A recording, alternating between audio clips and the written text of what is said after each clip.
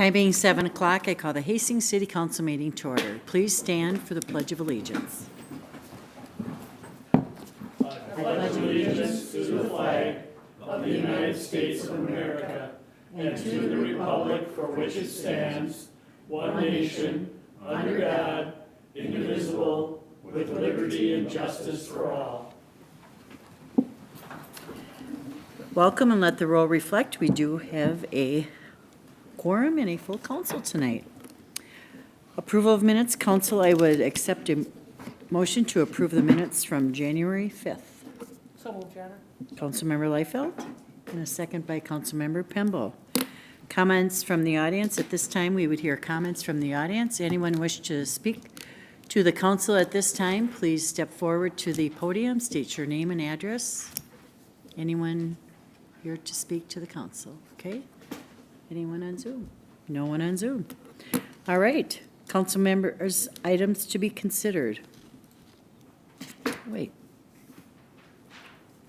Do we have the presentation first? Okay. Council items to be considered. Sorry. Council, I would accept a motion for the consent agenda. Councilmember House, and a second by Councilmember Verichov. All in favor of the motion state by saying aye. Aye. Opposed to that motion state by saying nay. And that motion prevails. Tonight, under reports from city staff, under Public Works, we have a project update for County Road 42. And for this item, we have with us Dakota County, along with John Caven from our Public Works. Welcome.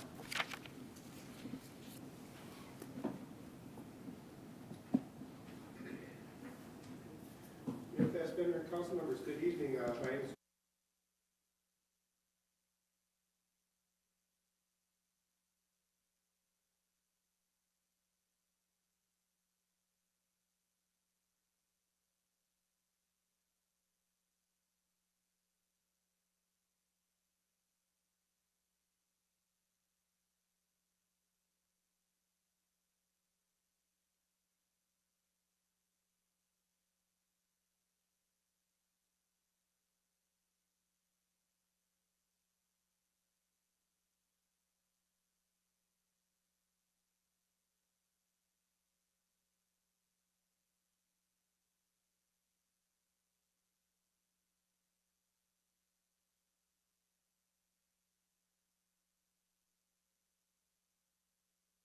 and then from that, some of the interest areas of concern and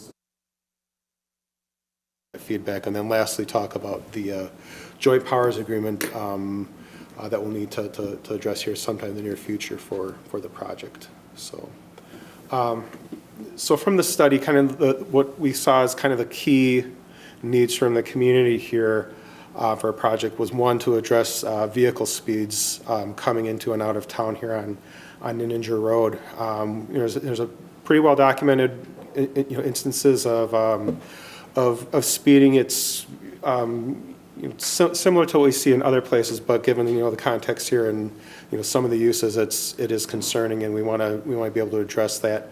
Also, trails and then pedestrian safety and crossings. One of the something that we have, for Dakota County with our facilities in general is to have at a minimum a multi-use trail somewhere between 8 and 10 feet in width along our county highway facilities.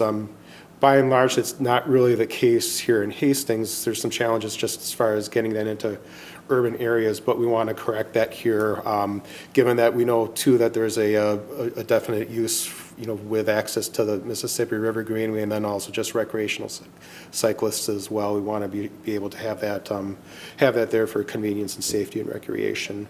And then attached to that trail, we're also looking at improvements for pedestrian crossings to and from that trail across Ninninger Road here in 2nd Street. In addition to this, our maintenance needs for the highway, the timing just lines up so that we would be due for another mill and overlay of Highway 42 here in the very near future. So that coincides, and it's also a good time to consider and execute a lot of these improvements that we're thinking of. So to just kind of give a high-level overview, the extent of the project is from Locke Boulevard, about a quarter mile outside of the city limits, down to the Highway 61 bridge. Again, we're looking at a mill and overlay that full extent. It's not a full reconstruct of the roadway, but it's just taking off and replacing that top 2 inches. There'll be a handful of places, given some of those improvements I'll be describing here later, that will require a little bit more intensive work, where it'll be a kind of a full construct of a roadway for certain sections, and then in other cases, removals. So that's one part. The trail facility that we're looking at here would be on the south side of the roadway, from Locke Boulevard down to River Street. And this would be a continuous facility where today there's a section with no trail, there's some older trail that we're going to replace, and some sidewalks, so it's pretty inconsistent, and this will be a much more convenient trail. This would, again, run from Locke Boulevard to River Street. And there'll be dedicated crossings near Grove Street, Madison Street, Riverdale Drive, as well as Locke Boulevard at the end of the project area. In addition to this, we're going to be looking at some safety improvements and crossing improvements near downtown. So there would be a new crossing near Eddy Street, as well as, Spring Street, and then that crossing at Eddy would remain as well. And we're looking at some traffic safety issues as well to correct near Vermillion, right by the bridge. You'll notice that with the trail ending at River Street, that unfortunately we're running into some pretty hard limitations there, with the grades, dropping off to the north and pretty steep to the south. We're unable to construct trail given those constraints. What we would be doing with the mill and overlay is narrowing down the roadway in this area. It's going to be about 10.5-foot travel lanes in the 30-mile-an-hour zone. What that will allow for us to do is bring in that shoulder line, the fog line there, to where there's going to be a 5.5-foot shoulder. That's a pretty comfortable facility for bicyclists to use that. So there will be something that should be a pretty safe and convenient alternative for a trail here. A little bit more on speed control and what we want to propose doing here.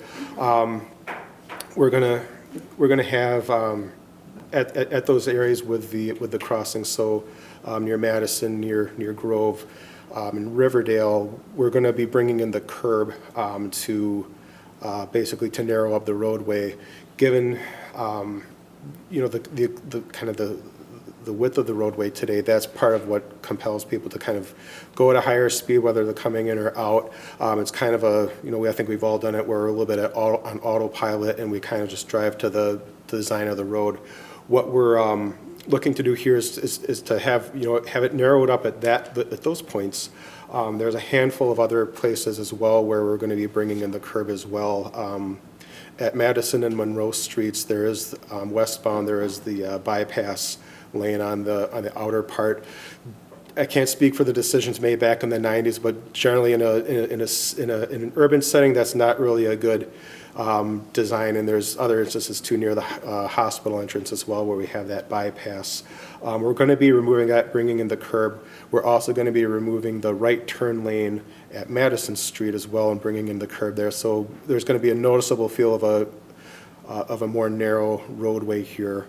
Madison Street, we're going to, again, remove that. There's a very low volume of turns there.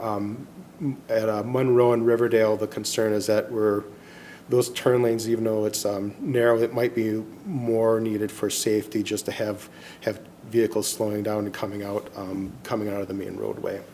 A couple of other things just to note here as well. The storm sewer in this area, we're not doing too much work in there, but given some of those changes to the curb, we're going to need to adjust some catch basins. There's a couple places where we'll need some new pipe, and then with the additional runoff that would come with this project, we're going to be looking to build an infiltration pond roughly across the street from the hospital to provide some treatment and infiltration of storm runoff on site here, rather than putting it into sending it towards Rebecca Lake or elsewhere here.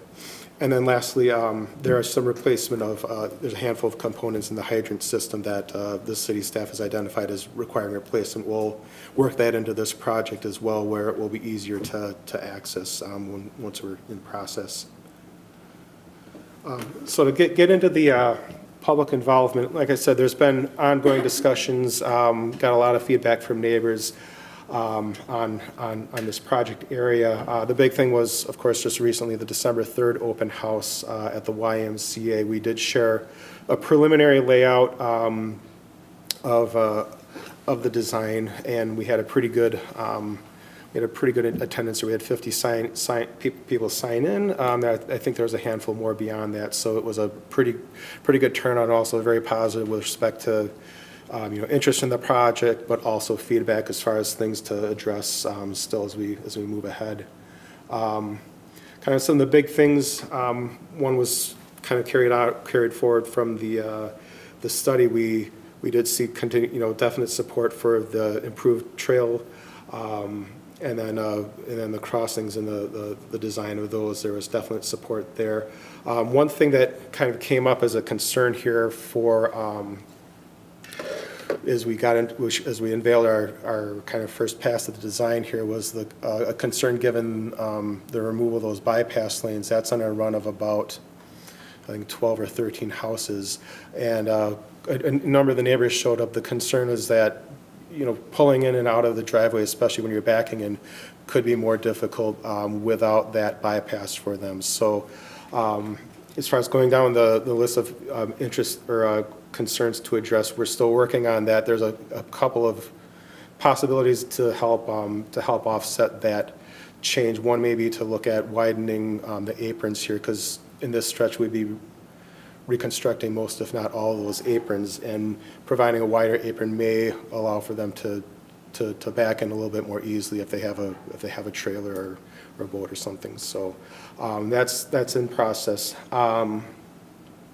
Another thing we learned was with the pedestrian improvements as well in those crossings. They wanted to see, there's a lot of interest in having lighting at these crossings, and we're looking at we're looking at working that into the plan here as far as adding that and justifying that it shouldn't be too difficult. There was also an interest in traffic controls at these crossings as well, namely there's pedestrian activated a number of different pedestrian activated traffic controls that we use elsewhere in the county and are broadly used. We're going to evaluate the suitability, I guess, for those given the conditions out there. Dakota County, we do have a process as far as evaluating those and making sure it's the right situation with respect to safety, volumes, speeds, and visibility. And we've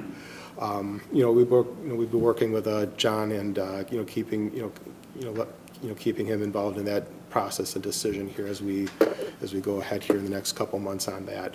And then, as we heard before, concern on vehicle speeds and measures to address. There's general support there. And then one of the bigger things that came out of the open house was concern as far as loss of trees near the cemetery. So there is, and I should maybe go back to it, just note on the improvements here. There's going to be a stretch of roadway from, I'd say, just to the east of First Street to just past the main hospital entrance, where we'll be going to a 3-lane design for the roadway. What we'll have is basically the 2 travel lanes on the outside. The interior lane would be a painted median that would have left turn lanes at First Street, Benedictine Senior Home, and then the hospital main entrance. That was understood as, that was seen as justified as far as the turn volumes we saw, and then also in discussion with the hospital that they wanted to see a turn lane if that bypass lane was going away. So that was something we wanted to be able to address. So I apologize for not noting that earlier, but what that requires in this area is a widening of the roadway of about 9 to 12 feet, and bringing out that curb on the north side. We can't really move that curb in on the south side.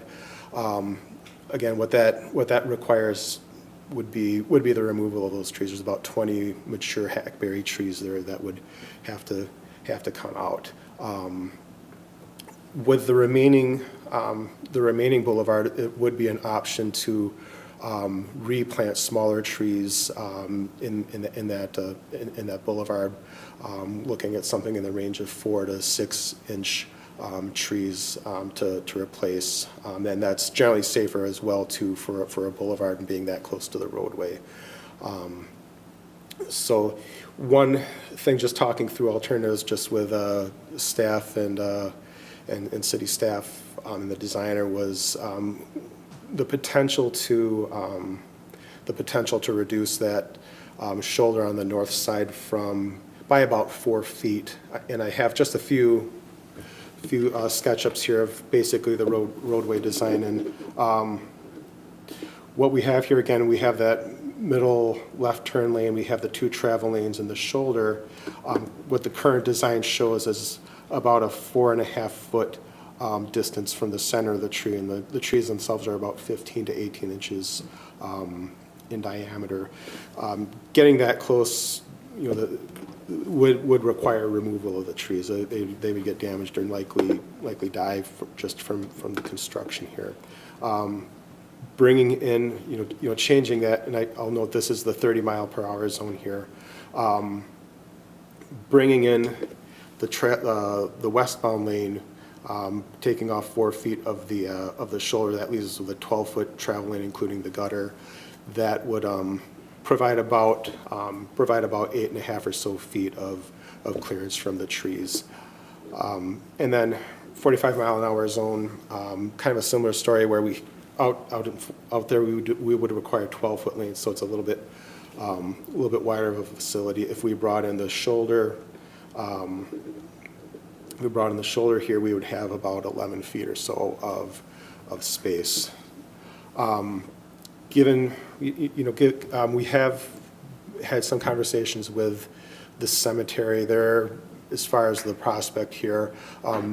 As a board, they're going to be meeting here in the near future to kind of give some thoughts on what that would mean for the cemetery, how they would feel about that, and any prospect for replanting here. So moving ahead here, joint powers agreement. With a project like this, we'll typically enter into a joint powers agreement with the city. What this stuff does is kind of sets kind of our roles for through construction and maintenance and the right-of-way process as well, which we aim to begin here in the near future. This is where we apply the county's cost share policies to the project. Kind of a handful of these are entirely on the city, so the mill and overlay, the full extent of that there would be 100% on the county. There's a handful of traffic safety and operational improvements that would be on the county. The replacement and modernization would be 85% county, 15% city. A handful of things that would fall under this would be the trail construction, the left turn lane, the removal of the bypasses, and then some of the adjustments to the sewer as well. Looking ahead, kind of as far as post-construction, storm sewer maintenance is a 20% city share. Trail preservation and any repairs there are 100% county, but the city is responsible just for snow and ice clearance of the trail. And then to touch back on the kind of the aesthetics and potential questions with trees, it would be about a 50-50 cost share between the city and county on the planting of the trees. That's not a very big number. We're talking 20-25 trees. And that would be up our policies up to 3% of the total construction cost, but we're not approaching that. So where we are right now with the current estimate for the project, the anticipated city contribution would be something approaching $320,000 in 2027. So, and then just to kind of map out the next year or so, we'll be looking at getting approval to execute a joint powers agreement in the near future. John, myself, and others are just kind of working through a couple of last open issues with a couple terms. We're looking to complete design by maybe fall of this year, and also begin easement acquisition here in the next couple of weeks. We have kind of a longer process for that assumes kind of just longer, condemnation hearings and, things that we want to avoid for the most part. So, and that would put us in the position, if we can finalize those easements by the start of 2027 to advertise for construction in February of 2027. And we look for this to be a, one season, project. We'll have more information once we have a contractor on as far as kind of how we go about the project as far as we know where we're working on first. We want to give them some latitude there. So, but once we do understand it, we'll be communicating here with the city on that. And then we have a lot of communication ourselves with the county as far as getting word out with construction schedules. So that's all I have. That was quite a bit, but I'm happy to go back over anything or stand for questions. Your Honor? Yes, Councilmember Lightfoot. Thank you. I do have a few questions. I think some of them will probably get answered later down the line, but kind of listening to all of that information, kind of through a fire hose, right? Trying to figure out what it's going to look like. Couple questions being, so a new trail from Lock down to River, which side of the street is that trail running on? That will be on the south side, On the south side, so the hospital side? hospital side. That is correct. Okay, so currently, there's a trail that stops at Pleasant, and then I think it becomes sidewalk, if I remember, at the hospital property, and then it runs sidewalk. So one of my questions would be, in regards to who's responsible for the snow clearing, because I understand how the sidewalk process works, the owner of the property facing the sidewalks clears it. So I'm imagining that the hospital is responsible currently for clearing the snow. As it goes down the road past First Street, then it would become the homeowner's responsibility for clearing those sidewalks. So now we're going to add a stretch of trail instead of a sidewalk, and the city's going to be responsible for clearing the snow from that. Correct, Councilman Liefeld. That's typically the kind of the process that we have for trail maintenance. Again, the rest of the maintenance is on the county, but snow clearing, and with this being an 8 to 10 foot facility, this is something, we size it to at least that, so that, it's, it is plowable. So that is, that's one consideration, but that's correct. So we'd be, again, removing the trail, existing trail is there, removing the sidewalk down to River Street. And correct, my understanding, from John is that, today that is the responsibility of the property owners here. Right, and then the sidewalk stops on the south side at River and jumps over to the north side. Side. Correct. So we got a lot of movement there. So I'm curious as to where did the information come from that suggested we need this trail through that section instead of the existing sidewalk? I mean, what's the benefit at this point? Because if people are coming in is that the Greenway Trail? If they're coming in from Spring Lake Park, coming down Lock Boulevard on the trail, right? Mm-hmm. They come into Hastings. Those who know where they're going and want to go off into the city streets do so.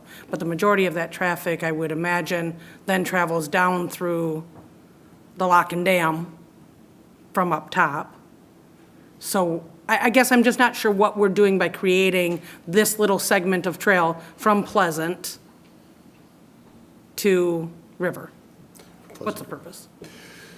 So to kind of take a broad view, Yeah. kind of the county's kind of approach and philosophy as far as these trails is that, for the most part, our highways are generally too high speed, too high volume to have bicycles on the roadway on the shoulder. So our aim is to, at a minimum, have trail facilities on one side of the roadway here.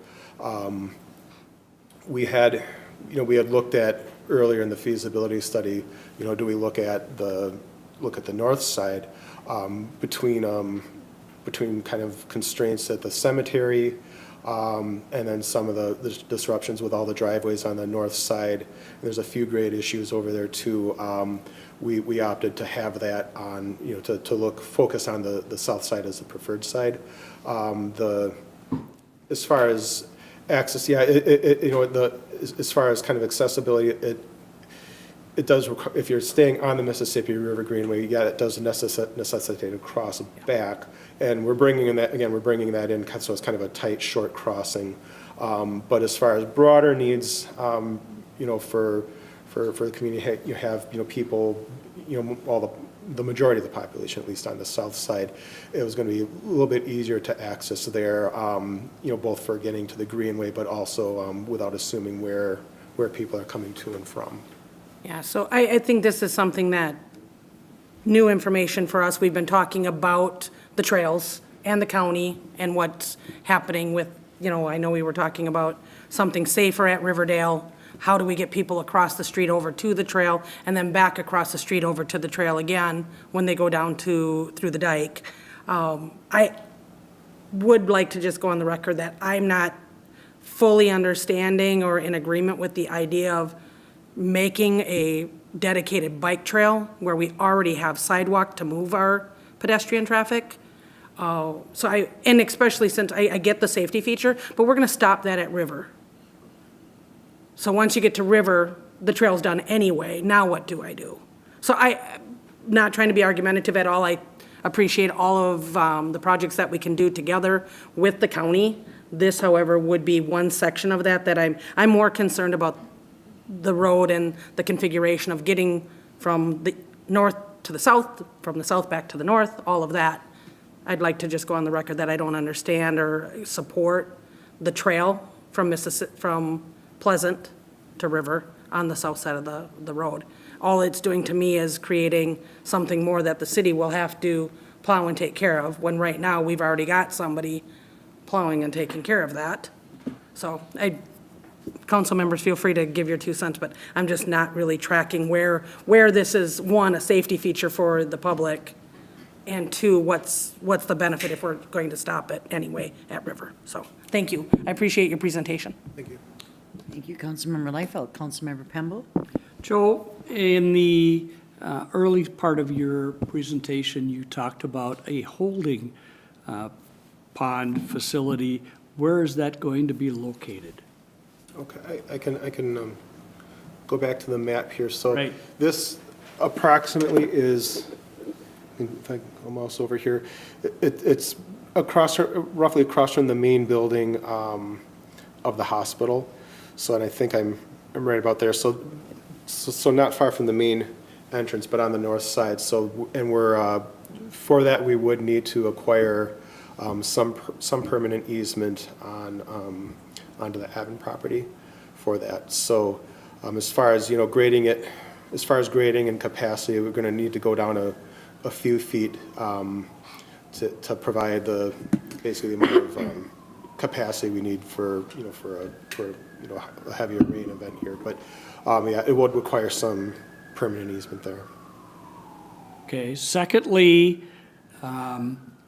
as the roadway shifts between the two cemeteries and you move to the north side and those 20-some trees are removed, my question is, at the main entrance of Lakeside, that's a pretty tight turn as it is, and if you're going to move 5 feet closer to that entrance to make that right-hand turn to get in, now Lakeside's buying off on that, and they're saying that's okay?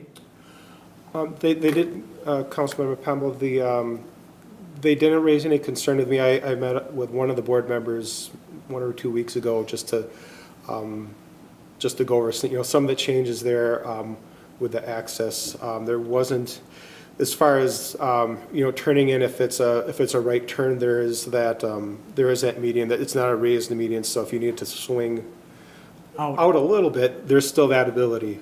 So again, the roadway will be a little wider there, so there's that possibility. I it's something I could bring back up with the cemetery. would try and make that contact again and make sure that they fully understand, not just one or two of the members that you talk to, but the whole board understands what would transpire under that situation.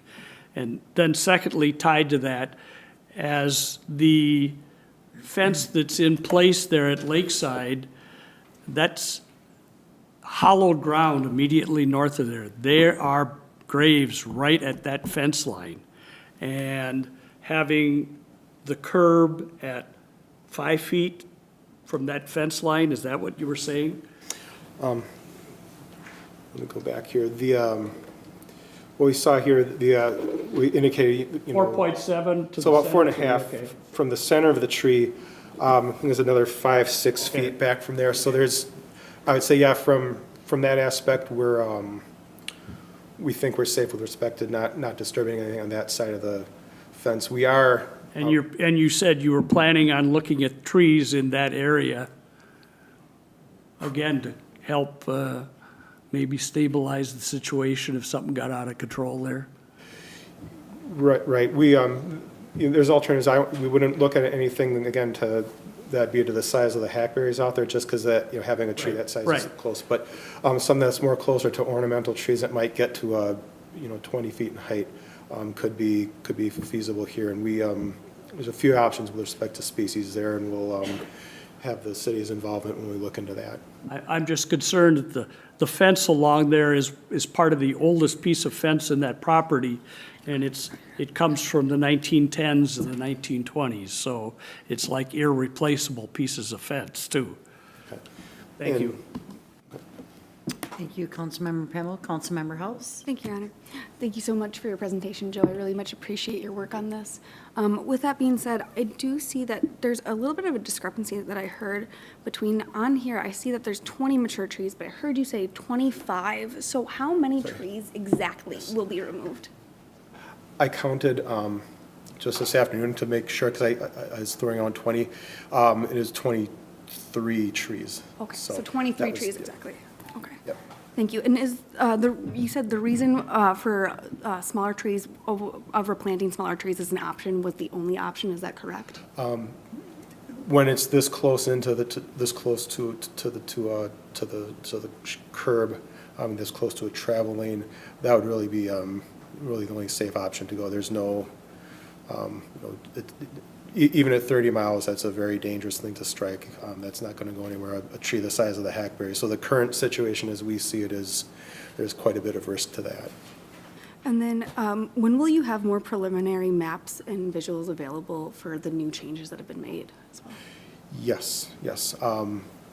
So as far as, yeah, we can update some visuals. What we shared at the open house in December, we're basically, that's basically where we are right now. Perfect. So we could, as far as if things change, if there's any changes to the trail or whatnot, we can do that. But if you and we have those available, I can share those with John, but they're also on the county website. Those I would say are basically more or less 100% still valid. Okay, perfect. I just wanted to double check on that. Thank you. Thank you, Councilmember House. Councilmember Virchow? Thank you, Your Honor. Thank you, Joe, for this presentation. And thank you to the county for this partnership and for being willing to help us to think through this and to listen to input. I was at that public forum, which I know quite a few of us up here were, and in this room as well. And there was a lot of public input. There were a lot of really engaged neighbors, like you said in your presentation. There were more than 50 folks there. So I'm happy to hear about some of the things that we're discussing tonight, specifically the calming of the speeding, the idea for the larger aprons for homeowners over there. I'm really saddened by the tree loss. I talked about that a lot with homeowners that night, hearing Councilmember Pemble talk about that, the historical nature of this older cemetery. I'm glad to hear that the county is open to discussing that with the city in terms of what gets planted there. I know that that was a concern to some of the homeowners as well. Just given that there were so many people there that night, is there an opportunity or would it make sense to possibly hold another public forum as we go through that process? Or are we kind of at the public engagement part, we've gathered everything that we've gotten, and to stick to the timeline, that's not necessarily a possibility. So I would say, you know, from the county viewpoint, we may, you know, we're still willing to hear some input. And of course, we're going to wait to hear back from the cemetery as well as far as their perspective, their preferences in this situation. I would, you know, going back and seeing the written notes and everyone's summaries, yeah, it was, you know, there's maybe a third what had to do with the trees, and there was concerns there. And, you know, some people like, you know, absolutely not, but, or some were, you know, well, if you're going to do it, let's plant 2 for everyone that we cut down, something like that. So it, my sense is that there's not a great deal more to learn, but there's probably still a little bit more conversation to have. The one thing that we didn't, I think, come out strongly enough, I don't know if the tree issue was unexpected for my part, but is the you know, the factor of safety here. Again, if we're bringing that closer in, that only makes it a little more of a risk now. Sure. So, Mayor, may I ask another You may. question? Thank you. Thank you for that. Certainly understand that. And like I said, I'm grateful for the partnership with the county and that as we work together on this project.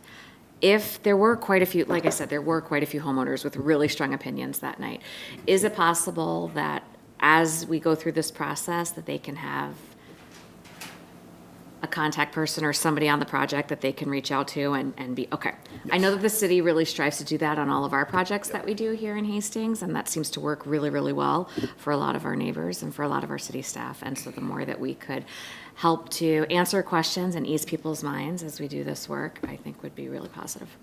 Councilwoman Virchow, we are doing, I think, more, you know, a lot on an individual basis, but there's a few kind of like group issues too. Again, you know, where we're removing that bypass, and we're going to be addressing that here in the near future. But then also the other big outcome from that meeting too is looking at some of those potential traffic controls. And, you know, I explained kind of the process that we'd be looking at here as far as evaluating those and see where those are a good fit here. So I've been in contact with you know, had some dialogue with residents in that area, and expect to do so as we go ahead with that process. But yeah, on a couple of fronts we've been in discussion with a few other entities there, including the hospital. Appreciate that. Thank you for your thoughtfulness. Thank you, Mayor. Thank you, Councilmember Verchov. Councilmember Lawrence. Thank you, Your Honor. Joe, great presentation, thank you. I just want to say thanks the county for all you guys have done for our trail system and stuff. Going back to Councilmember Liefeld's talking about the river, and then I was just looking at your presentation, how you talk about from river to downtown, you're going to try to do the shoulders. The wider shoulder. But if you ever come down Second Street, there aren't any shoulders. And I don't know where you're going to get them, because on one side you have a hill, on the other side you have a steep hill that goes down to Lake Rebecca. So again, I just want to kind of reiterate what Councilmember Liefeld was saying.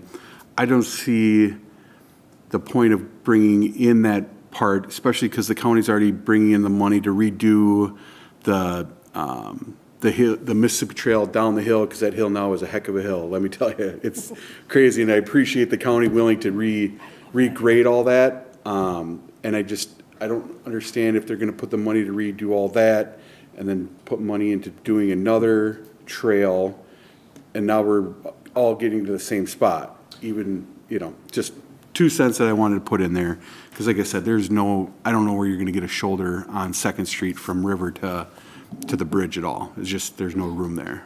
So just my 2 cents.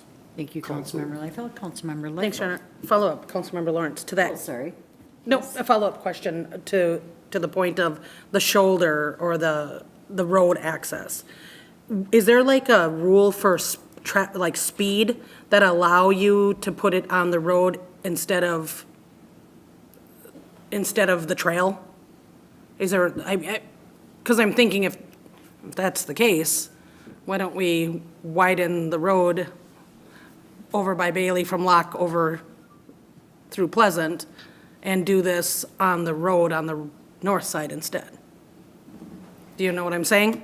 So instead of having traffic at Locke, stay north, cross over at Riverdale, would it be possible to add to the north side and keep that trail on the north side instead of crossing over and back. Does that make sense? So instead of taking yard from the houses on the north, enlarge the road to the south, putting the trail on the north side. Anyone following me? I've got crayons if you need. See what I'm saying? No? So the cemetery, but I'm still talking about if, the width. So how, 8 feet? How many feet do you need to do this? A minimum of 8 feet. A minimum of 8. So that same 8 feet is already on the south side, where the trail runs to Pleasant. Right? So chop off that trail, move the road to that section, adding the trail to the north side. Just an idea. What? More houses, yeah, more driveways, more houses, agreed. But it sounds like they're all getting bigger aprons too, so might be a benefit, just a thought. And it stops the traffic from moving back and forth is what I'm thinking. And it's a valid thought. Thanks. Thank you, Councilmember Liefeld. Dan? On the tree removal, my understanding is it is entirely because of the construction of the project. I really struggle to understand how replacing the trees would be considered as a aesthetic enhancement to the project and a different cost share formula than the construction. Thank you, Dan. So historically, we've considered that as aesthetic. It's not a, a functional piece as, say, the kind of the 85-15 or even the 100-0 full county share is. So we, it typically falls under for that reason, since it's not a functional thing.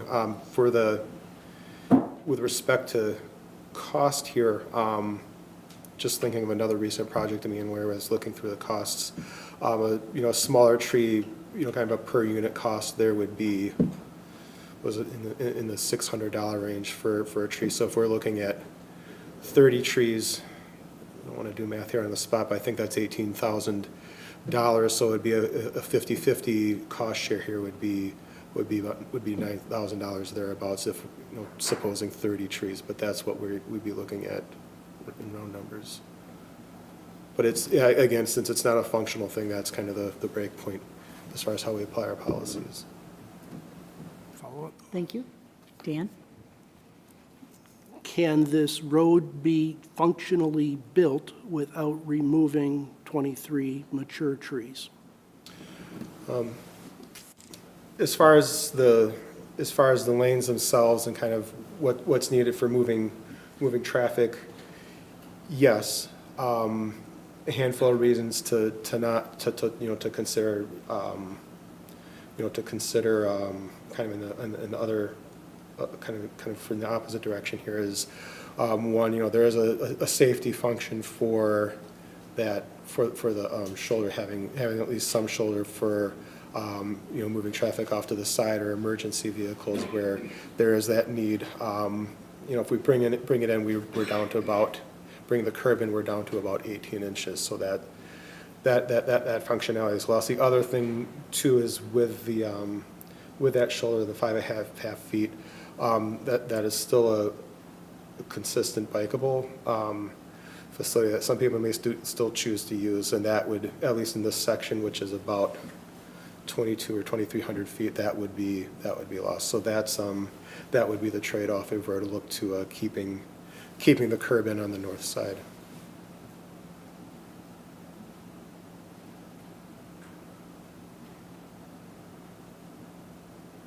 Any other discussion, council? I think you can see our concern. We're the ones that hear these comments from these residents. And, to Councilmember Pemble's, comments, that cemetery is part of this community, and we don't want to lose the aesthetic look and the history of it. Everybody loves our trees. if there's a way that, could you go back and really crunch and try to figure it out, how to save it? Because we're the ones that are gonna hear this from the residents. And we have to have a decent comment and a respectable comment to tell them back, other than, we want a safe road, we understand all that, but these are things that create our community, the beauty of our community.